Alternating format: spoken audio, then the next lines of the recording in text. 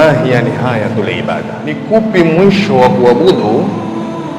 Iwe mwanadamu afikiapo hapo, iwe sheria ya dini ya Kiislamu imempa ruhusa kwa kumwambia ya kwamba sasa komeka, usiabudu tena. Wanazuoni waheshimiwa watuambia Ramadhanu suku kama, Ramadhani ni soko lililokuja. Ramadhani ilikuwa watu wako sokoni, thumma mfadda, kisha Ramadhani ikaondoka na Ramadhani ikatawanyika na watu wakaondoka. Rabiha man rabiha, kuna alionali na kufuzu na kupata faida kwenye soko hilo.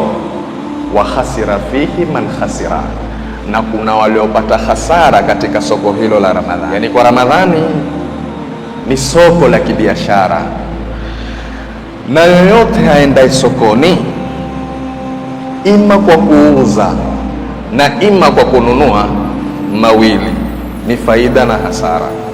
Kwa mwenye kuuza ni kutarajia faida na hasara, bali na hata mwenye kununua pia kutarajia faida na hasara.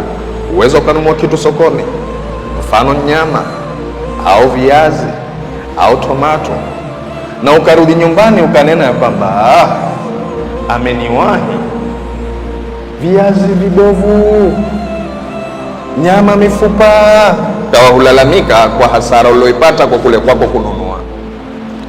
Na kisha kule kule ukasema alhamdulillah, kweli leo nimepata nyama nzuri sana, steki chukuu, haina mifupa. Kwa hivyo kwa mwenye kuuza kutarajia kwake hasara na faida, na mwenye kununua kutarajia kwake hasara na faida. Sasa tuambia, Ramadhani lilikuwa ni soko ambalo kwamba watu walikuwa sokoni wa ibada za funga na nyinginezo katika mwezi mtukufu wa Ramadhani. Kisha Ramadhani ikaondoka, lakini kwa soko hilo kuna waliofaulu kwa soko hilo na kuna waliopata hasara kwa soko hilo. Sasa wanazuoni heshimiwa watuambia, faman kana muhsina falyahmadillah, yoyote ambaye kwamba alikuwa mwema katika mwezi mtukufu wa Ramadhani, basi amhimidi Mwenyezi Mungu kwa hilo. Walyasalillah alqabul, na muombe Allah tabarak wa taala ampatie yeye kabuli kwa kumkubalia kwa yale aliyoyatenda na kwa yale aliyoyafanya. Sababu ni heri uende kwa Mola wako kwa machache mambo yaliyotakabaliwa kuliko kwenda kwa Mola wako kwa mingi mambo yaliyokataliwa. Machache kidogo, lakini alhamdulillah mazuri na Mola ameyatakabali.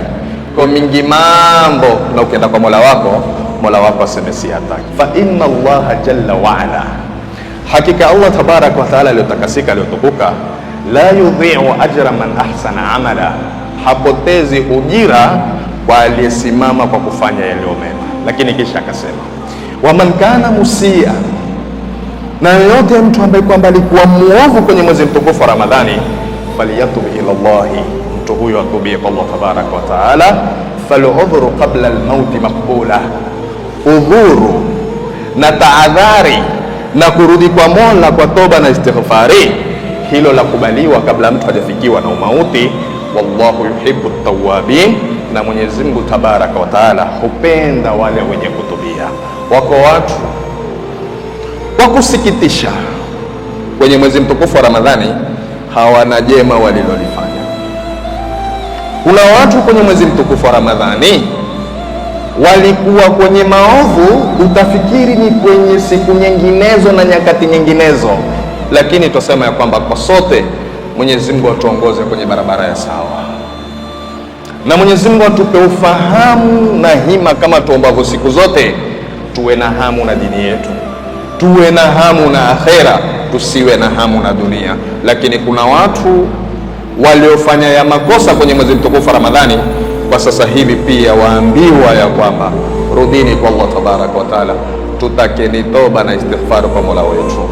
Na ndugu zanguni, si kila toba ni toba.